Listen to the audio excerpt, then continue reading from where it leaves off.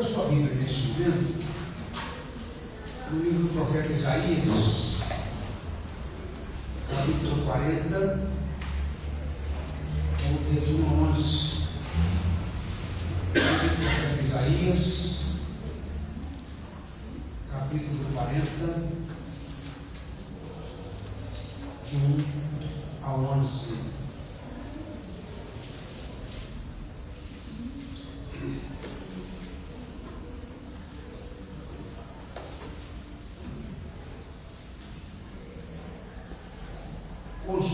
Consolai o povo, diz o Senhor, diz o vosso Deus. Falai benignamente a Jerusalém, bradai que já a sua milícia é acabada, e que a sua iniquidade está expiada, e que já recebeu em dobro da mão do Senhor por todos os seus pecados. Vós, do que clama no deserto, preparai o caminho do Senhor, endireitai no ermo vereda a nosso Deus.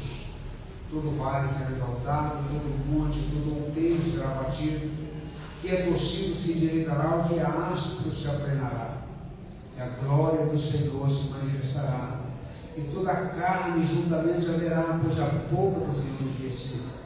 Uma voz diz: clama, e alguém diz: que é de clamar? Toda a carne é erva, e toda a sua beleza como a flor do campo. Seca-se a erva e cai a flor, soprando nelas o Espírito do Senhor. Na verdade, o povo é erva. Seca-se a erva e cai a flor, porém a palavra do nosso Deus subsiste eternamente. Tu, ó Sião, denuncias boas novas, sobe ao monte alto. Tu, Jerusalém, denuncias boas novas, levanta a tua voz fortemente. Levanta, não temas, e dize à cidade de Judá: eis aqui está o vosso Deus. Eis que o seu Deus irá com poder, e seu braço dominará por ele. E eis que o galardão está com ele, e o seu salário diante da sua face. Como pastor, apacentará o seu rebanho, e dos seus braços recolherá os cordeirinhos, e os levará ao seu regaço, e as que amamentam guiará suavemente. Ó Deus, muda a tua palavra do Senhor, derramos e pedimos mais uma vez a iluminação e a unção do teu Espírito, para poder considerá-la com fidelidade. Oramos em nome de Jesus. Amém. Eu quero compartilhar com os irmãos, usando esse texto, a partir do seguinte tema: o consolo divino diante dos sofrimentos. O consolo divino diante das lutas, dos tormentos da vida. No livro de Isaías, especialmente o capítulo 40, ressoa um bálsamo para a alma. Ele começa dizendo: consolai o povo, diz o Senhor. Um bálsamo na alma, oferecendo consolo e esperança em meio às tribulações da vida.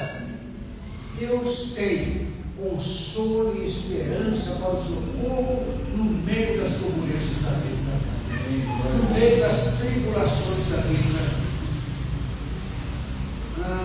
No original, no contexto original, essa passagem se dirigia ao povo exilado, o povo exilado do exílio de Babilônia, desanimado, e questionando a fidelidade de Deus. Onde estavam questionando a Bíblia? Eu tenho uma máxima comigo que sempre digo: Deus está no controle de tudo. Ele é o Senhor absoluto, e nós não podemos questionar a sua fidelidade.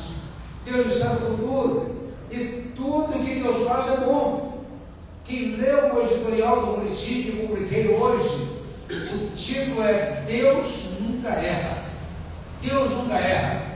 E essa historinha, ela é linda. Conheço ela já há alguns anos, e ela é linda. Quando fala daquela história, não vou repetir aqui, mas os irmãos veio lá e certamente vão ser abençoados com aquela palavra, porque Deus está no futuro. Deus sabe o que virá. Portanto, Ele está no controle de todas as coisas. Então, meus queridos, o o povo estava desanimado, questionando a fidelidade de Deus. Hoje, suas palavras, a palavra desse texto aqui, que era para aquele povo naquela época, também para nós aqui, ela é boa com a mesma força, lembrando-nos da natureza imutável de Deus e da efemeridade da nossa vida.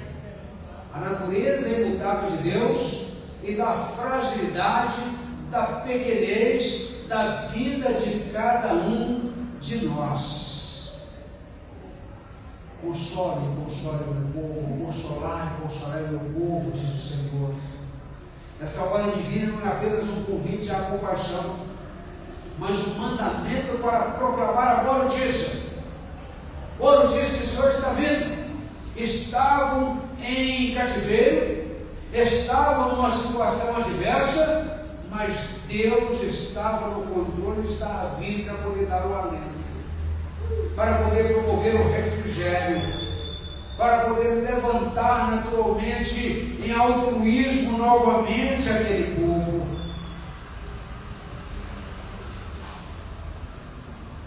Em um mundo marcado pela dor, e nós temos vivido isso nesse tempo presente, a pandemia trouxe muita angústia, a pandemia trouxe muita enfermidade emocional, não é? Trouxe muita coisa acumulada também com os problemas que a gente vive na vida.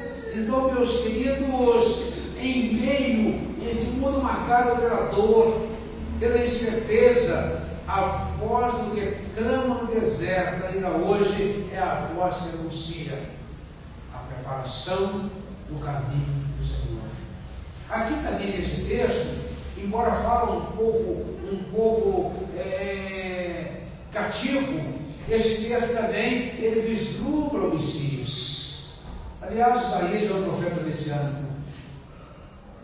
Poucos são os textos que ele nos dá um tiro, uma luz, apresentando a vinda do Messias.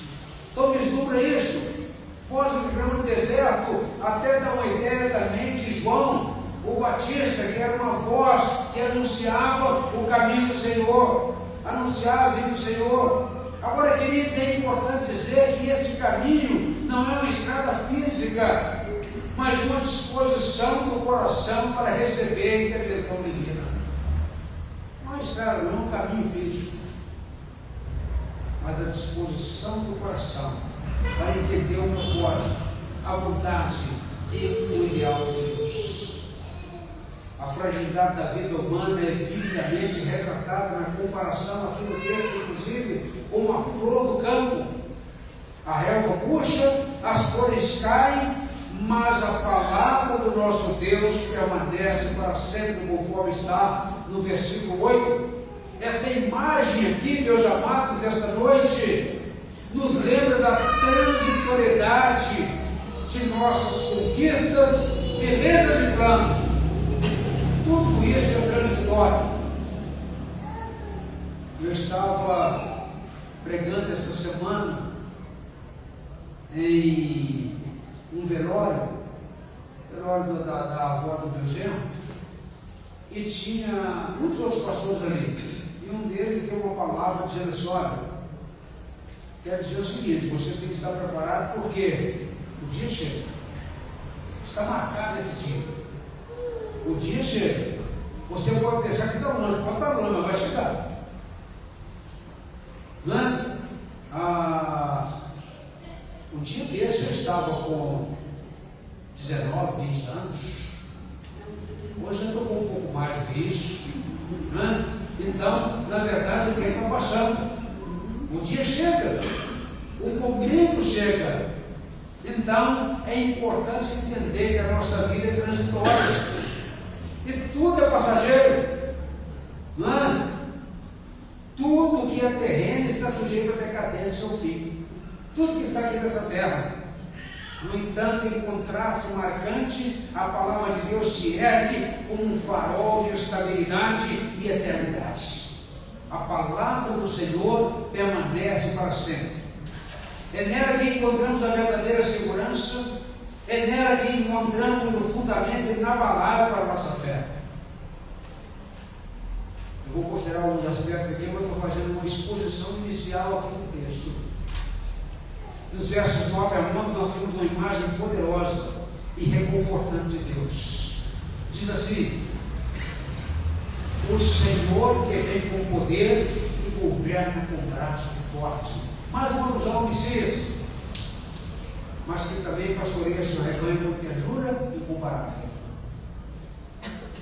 Ele leva os cordeirinhos nos braços, carrega perto do coração, conduz com cuidado as ovelhas que amamentam. Versículo 11 do texto. Meus amados, esta dualidade revela a plenitude do caráter divino. Um Deus soberano e onipotente, capaz de derrubar impérios e mover montanhas, mas que também se inclina para cuidar dos mais frágeis e vulneráveis. Que maravilha esse Deus, né? Soberano, onipotente, capaz de derrubar inclusive o império da Babilônia em favor do seu povo. Mas é um Deus também, sem dúvida alguma, que está pronto e inclinado para cuidar de mim e de você. Cuidar dos frágeis, dos vulneráveis. Ele é um pastor amoroso, que conhece suas ovelhas pelo nome, que as guia e as protege em cada passo do caminho. Meus amados, nesta noite, você aqui neste templo, e você que nos acompanha na transmissão, em nossa jornada, frequentemente nos deparamos com nossos próprios desertos. Quando entramos no deserto, nos deparamos com os desertos da nossa vida, momentos de solidão, momentos de perdas, momentos de desesperança. Enfrentamos isso, momentos de incertezas.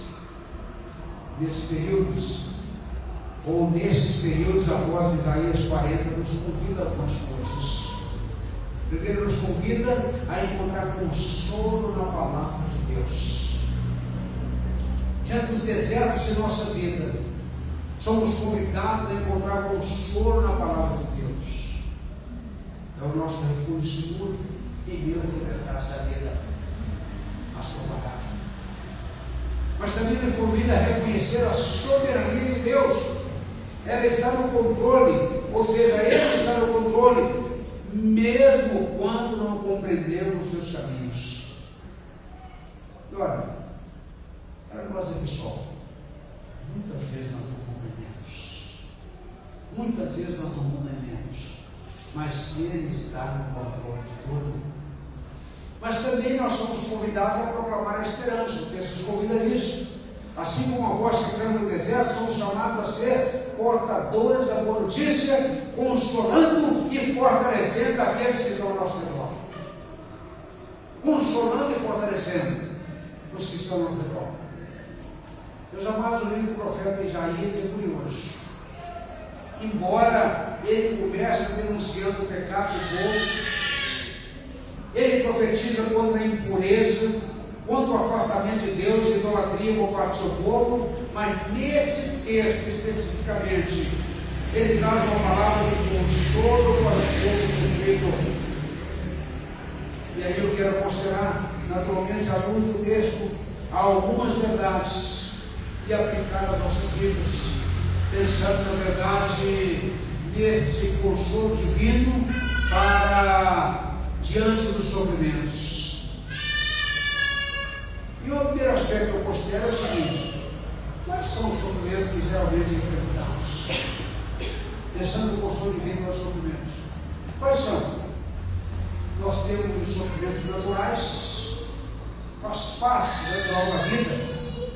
Sofrimento bastante da vida como enfermidades, cansaço, angústia, as limitações da idade avançada, etc. Então nós temos esse tipo de sofrimento da vida. Temos também os sofrimentos casuais. Casuais são aqueles que não fazem parte do curso natural, não fazem parte, não faz parte do aspecto natural da vida. São os sofrimentos casuais que podem acontecer como acidentes, negócio que não deu certo, desemprego, e outros.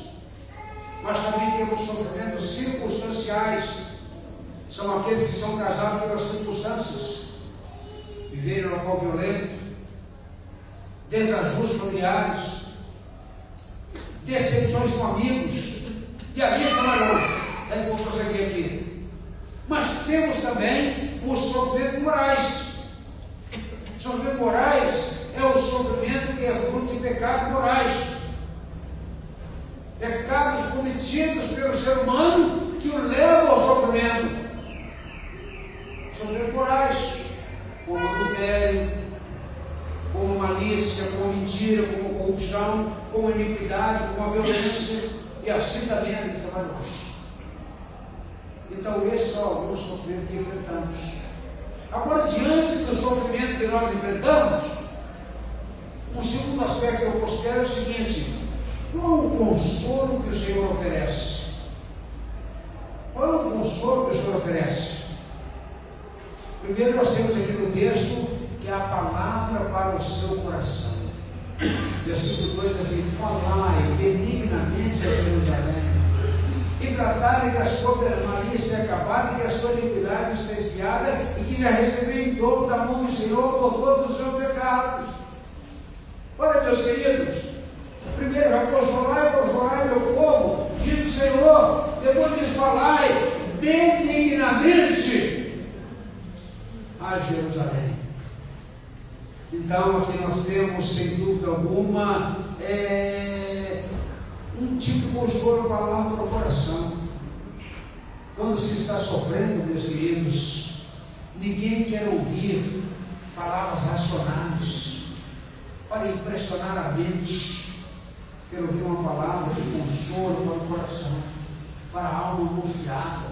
E nessa hora aí a gente falar no coração, falar benignamente, falar de forma suave, falar de forma amorosa, falar de forma tranquila, falai. Então, quando se sofre, você quer uma palavra desta natureza.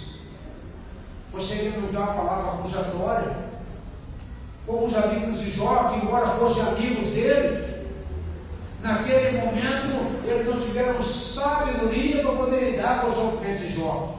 Talvez até eles mesmos estavam sofrendo por causa do sofrimento de Jó, mas não tiveram sabedoria para lidar. E quantos não têm sabedoria para poder lidar com alguém que está sofrendo, com alguém que está enfrentando luta, com alguém que está enfrentando adversidades, com alguém que vive situações dessa natureza? Então, é a palavra para o coração, palavra para o mais profundo da alma. Falai benignamente, de forma bondosa, de forma benigna. Falai no coração da pessoa. Esse é o consolo que o Senhor oferece. Mas o consolo que o Senhor oferece também é a alento interior. Anunciai que a sua iniquidade já foi apagada, e que Deus lhe deu um dobro. Versículo 2 ainda diz isso na parte B: é a esperança do fim da luta, a esperança do término da tribulação está aqui garantido aqui aquele povo que estava no deserto. No deserto não no sentido de estar no deserto físico, mas no deserto no sentido de estar em cativeiro. Estava até numa cidade próxima naquela época, mas não deixava de ser, do ponto de vista interior, no deserto. Vós que estão no deserto, então é a letra interior. Esperança do fim da luta e do tempo da tribulação está aqui mencionado nesse versículo. Ah, meus queridos, o texto nos fala também de esperança. E a situação era esta. E sobretudo, a paz para a consciência. O próprio verso 2 do seu complemento, na parte final, a paz para a sua consciência. Olha, o seu pecado está purificado. Deus ele tem dom. A consolação divina, meus amados, desta manhã, desta noite, ela traz paz. Ela traz a certeza de que não estamos mais sendo punidos, mas perdoados, aguardando a bênção de Deus. Quantas pessoas assim como os amigos de Jó, quando vem alguém sofrendo, a ponto deles de ser punição pelo seu pecado. Faz parte, meus amados, a luta, o sofrimento das circunstâncias da vida, que aliás Jesus disse que no mundo a gente teria aflições. Precisamos ter bom ânimo, mas nos fala sobre isso. Então esse é o consolo que o Senhor oferece. Agora, como receber o consolo divino sobre a nossa vida? Como receber? A fim de recebermos a palavra profética de consolo por parte do Senhor, é necessário, num primeiro aspecto, acertar a vida. O versículo 3 diz assim: vós do que clama no deserto, preparai o caminho do Senhor, endireitai no ermo a vereda do nosso Deus. Então, somos conclamados aqui nesse momento a acertar a vida. O profeta está mostrando que Jesus é aquele que tem o poder de consertar, de aplanar, de colocar nos eixos, de colocar no lugar. Ele é capaz de mudar o cenário da vida, uma vida de derrota em uma vida de vitória, de uma vida de prisão em uma vida de libertação. Ele é capaz de fazer isso. O Senhor pode fazer isso sem dúvida alguma, porque era todo para ser certo. O texto menciona isso. Então, na verdade, nós temos aqui a ideia do acerto da vida. Como é que a gente recebe o consolo do Senhor? Acertando a nossa vida. Ele nos ajuda a fazer isso. Mas o texto também nos fala para poder buscar satisfação naquilo que dura. Satisfação no que tem durabilidade, versículos 5 a 8. Você que está aí com a Bíblia acompanhando, você vê isso. Todas as coisas são passageiras, está dizendo. Ou seja, a vida aqui é efêmera, transitória, passageira. Todas as coisas são passageiras, mas a palavra do Senhor é eterna. Quando diz que a palavra do Senhor é eterna, nós aprendemos que a consolação vem pela palavra. O consolo do Senhor vem pela palavra. Salmo 46, verso 1, um dos textos mais conhecidos, e eu sinto muito. Deus é o nosso refúgio e fortaleza. A palavra aí, socorro bem presente. Socorro bem presente. Socorro bem presente. Olha, querido, o socorro do Senhor está presente na sua aflição, na sua luta, nas suas adversidades, do tormento da sua vida. Ele é, de fato, socorro bem presente. Amém. Salmo 40, verso 1, nós vemos lá: esperei pacientemente pelo Senhor.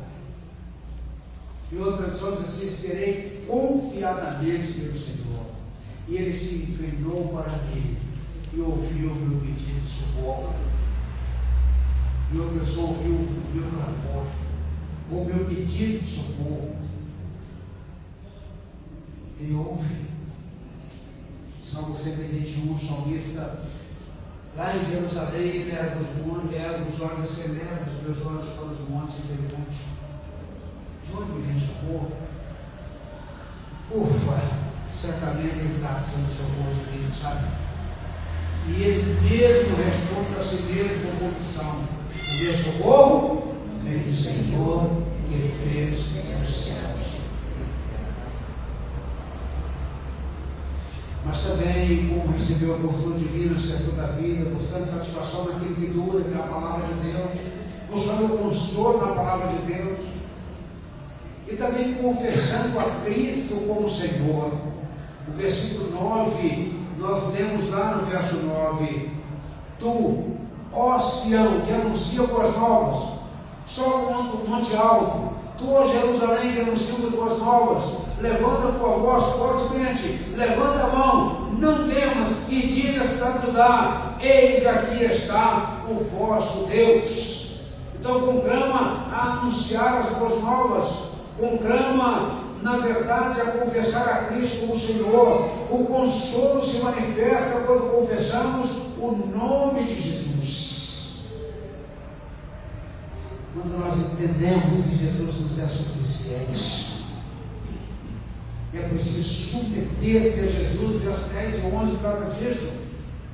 submeter ao poder de Jesus, ou seja, entregar a sua luta a Jesus, pois Ele tem poder para te abençoar e lhe fazer vencer. Ele é capaz de fazer isso. Crer na recompensa do Senhor, aí no verso 10, você vai poder ser poder. Jesus cumprirá a sua promessa e lhe dará a recompensa pela fé. Também ser conduzido por Ele. Verso 11a: o rebanho acompanha o pastor e obedece a Ele. Isso mostra no capítulo 10 de João que Jesus é um bom pastor. É esse pastor falado aqui por Isaías, mas sobretudo descansar em Cristo. Verso 11b: descansar no amor de Jesus e em seu cuidado para conosco. Meus queridos, talvez você esteja sofrendo por causas naturais, talvez uma fatalidade que eu tenha marcado. Quem sabe você viva em circunstâncias de dor e perseguição, ou quem sabe esteja martirizado pela culpa dos seus pecados. Pode acontecer também. A ideia inicial dos sofrimentos morais. Deus tem uma palavra de consolo para a sua vida. Deus tem uma palavra de alento para a sua vida. Deus tem uma palavra que lhe ergue nesse momento. Se você permite se colocar diante dele, experimentará com certeza a força do seu poder e o amor de Cristo, do Senhor absoluto, na sua vida. Ele, portanto, tudo de nós, para que nós possamos experimentar neste mundo atribulado, neste mundo difícil, nesse mundo doído, nesse mundo de tanta dor, podemos experimentar o consolo divino diante dos sofrimentos. Que o Senhor nos abençoe. Amém. Vamos de pé, nesse tempo. Vamos orar ao nosso Deus. Quem sabe você que nos ouve na transmissão tem enfrentado algum tipo de sofrimento, de luta. Quem sabe você aqui também nesse tempo tem enfrentado. Talvez sofrimentos naturais que fazem parte do transcurso natural da vida. Talvez sofrimentos casuais. Alguma coisa que interrompeu o nosso caminho, o nosso dia a dia e nos trouxe muito sofrimento. Talvez aqueles circunstanciais causados pelas circunstâncias, ou pode ser até sofrimentos morais. Quer dizer que a palavra de hoje é de consolo para a sua vida. A palavra de hoje é de alento para o seu coração. É dizer para você: olha, ainda dá, há possibilidades. Deus está no controle. Ele está fazendo, Ele está realizando, Ele está operando de modo muito especial.